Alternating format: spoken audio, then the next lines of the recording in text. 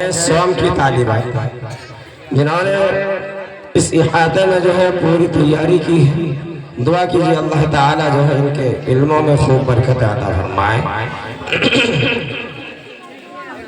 آئیے تقریری مقابلے کی آخری کڑی پیش کرنے کے لیے میں مدعو کر رہا ہوں اس شرط خاتون کہ بچے آئے اور تقریر پیش کریں.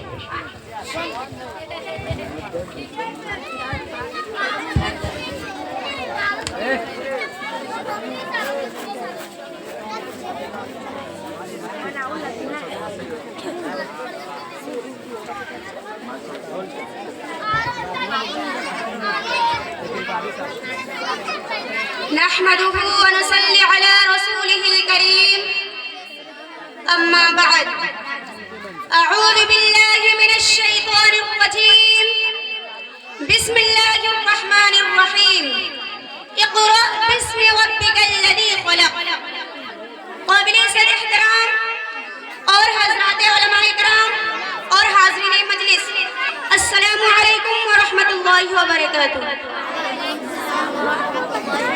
میری تقریر کا عنوان علم کی اہمیت. آج زمانہ تعلیم میں بہت ترقی کرتا جا رہا ہے.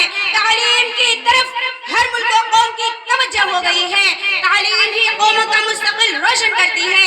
تعلیم ہی ترقی کی راہ پر گامزن کرتی ہے. تعلیم ہی انسان کو باکردار اور بااخلاق بناتی ہے. تعلیم ہی پستیوں سے اٹھا کر بلندیوں پر لے جاتی ہے.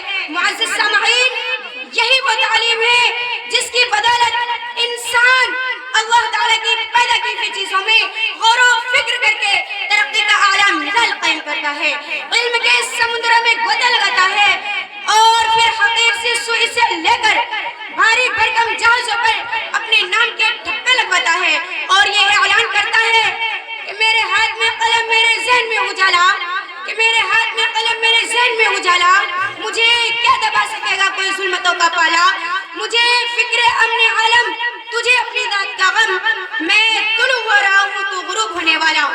معزز سامعین، ہمارے پیارے نبی صلی اللہ علیہ وسلم نے ارشاد فرمایا کہ علم حاصل کرنا ہر مسلمان مرد و عورت پر فرض ہے، کیونکہ اسی علم کی بدولت اللہ تعالیٰ نے فرشتوں کو حکم دیا کہ وہ حضرت آدم علیہ السلام کو سجدہ کرے.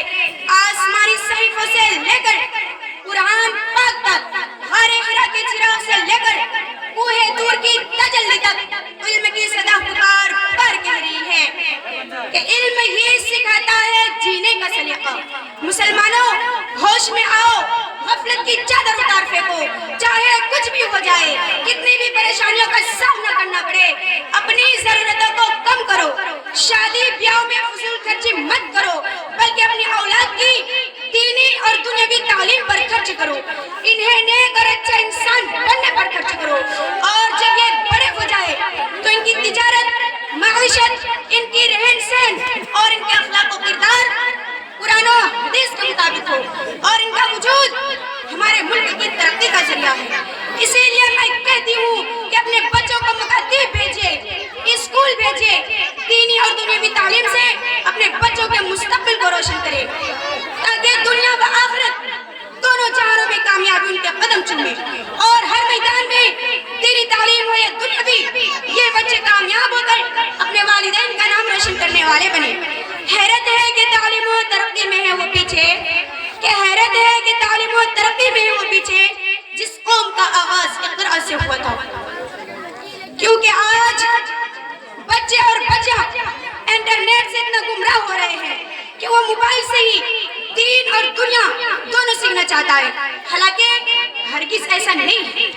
علم دین کا سلسلہ دینی مدارس کے بغیر ناممکن ہے.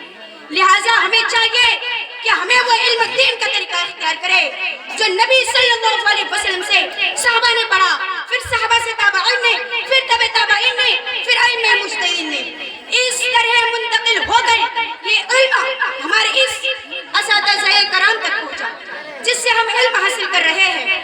اور اب یہ ہماری ذمہ داری ہے کہ ہم بھی اس علم کو سیکھ کر آج کے فتنہ ارتداد کا شد باب کریں کہ جس زمین پر بارش نہیں ہوتی کہ جس زمین پر بارش نہیں ہوتی وہاں کی فصلیں برباد ہو جاتی ہیں، کہ جس زمین پر بارش نہیں ہوتی وہاں کی فصلیں برباد ہو جاتی ہیں، اور جس قوم میں تعلیم نہیں ہوتی وہاں کی نسلیں برباد ہو جاتی ہے۔ وما علینا الا البلاغ المبین۔ بہت خوب، ماشاءاللہ، جزاک اللہ۔ یہ تھی جو ہے جامعۃ الہدیٰ کی طالبات، یہ بھی معلمات کورس کی، اسی کے ساتھ درجات عربی صواب کی طالبہ ہیں جنہوں نے